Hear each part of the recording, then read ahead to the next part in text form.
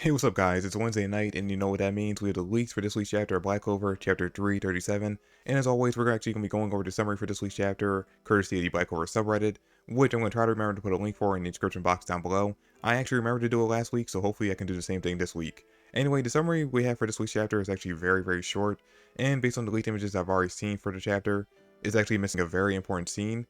And now, luckily enough for us, those images actually were already translated on Twitter thanks to Night Baron, so I can give you guys a basic rundown of what happens in that scene since the summary doesn't break it up.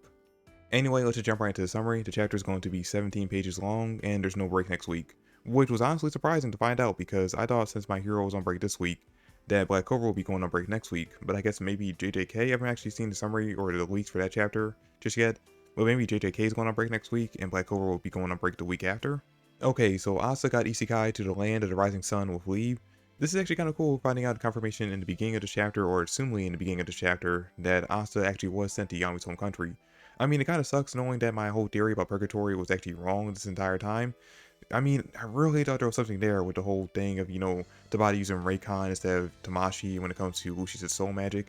But I guess I was just kind of grasp at straws when it came to that theory. But Asta being sent there is actually still pretty interesting because remember, the land of the rising sun is basically Black Clover's version of Japan.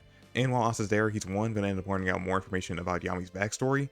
But two, on top of that, he's going to end up meeting possibly the person who either taught Yami how to use a sword, or someone who trained alongside him, so Asta's probably going to end up learning some brand new techniques from that person, and on top of that, he might end up learning some new abilities outside of magic and anti-magic, because we gotta remember, when Yami washed up onto the Clover Kingdom, he didn't know anything about magic or grimoires, which means that the Land of Rising Sun, even if they do use magic, they have a different method of actually achieving that magic than by using grimoires or the traditional means that we have in the Clover Kingdom.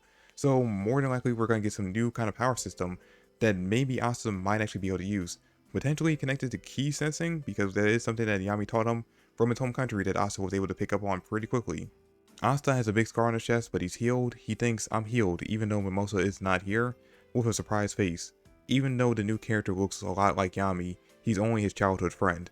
So yeah, in this chapter, we're going to end up finding out that the person who found Asta in the ending of the last chapter was actually someone who looks a lot like Yami, who is actually apparently not related to him by blood, but just a childhood friend of his. His name is Ryuya. He's the Shogun of the Land of the Rising Sun, which, as far as I'm aware, we have no official title for what the country is actually called just yet, at least not in the leaks.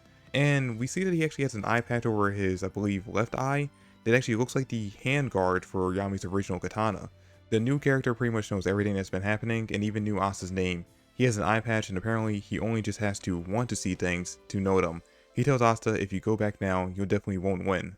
So yeah, outside of Ryuya pretty much looking exactly like Yami, the other interesting thing we end up finding out about him in this chapter is that he actually has a sort of foresight ability that allows him to see pretty much anywhere and anything that he wants to. If you actually are reading Boruto right now, it's kind of like the new character Ada that was recently introduced. Her ability, where she can pretty much see everything and everything in the world. It seems like that's how his ability works, and he just has to want to see something in order to be able to see it. And I'm guessing more than likely what ended up happening was that he eventually, after Yami didn't come home from his fishing trip, decided to actually use that ability to try to figure out where he is, and over time he's basically just been watching over Yami's adventures and kind of just checking in on him every now and then. And more than likely after Yami met Asta, just like how he took an interest in him, Ryuya probably took an interest in Asta as well and has been checking up on him just like he has been with Yami. So that's more than likely how he knew exactly what happened over the last few chapters and knew exactly where to go to find Asta in the last one.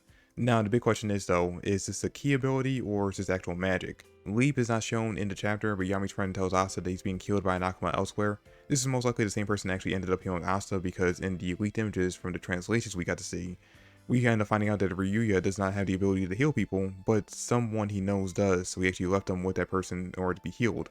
Okay, so that's it for the summary, but like I said, the chapter summary doesn't have all the information that we know about from the leaked images. Like for starters, when Asta actually wakes up in the Land of the Rising Sun and is talking to Ryuya, we end up seeing that there's actually a female samurai who's either his apprentice or daughter or something like that. She has some kind of connection to him, who's there with him after having a conversation. But yeah, there's her, and as far as I'm aware, we don't actually have a name for her just yet. Also, on top of that, we have a very important scene, which I'm assuming is going to be happening at the very beginning of the chapter, where Nock goes back to the Black Bulls and tells everyone else besides Noelle, who we don't see in the scene for some reason, that Asta actually ended up dying, but he tells them that he actually doesn't believe he's dead and he won't believe it until he sees his body, which I think we can all kind of guess that this is basically setting up that the Black Bulls during this arc are going to be going on a journey to try to find Asta and bring him back. And I think their first stop is actually going to be going into the underworld, because we had mention the fact that there's actually a tear that connects the dimensions between the human world and the underworld in the last chapter, And I think the only reason why Tabata actually mentions that was because we're going to see the Black Bulls try to go into the underworld, assuming that Asta is there, and try to find him there.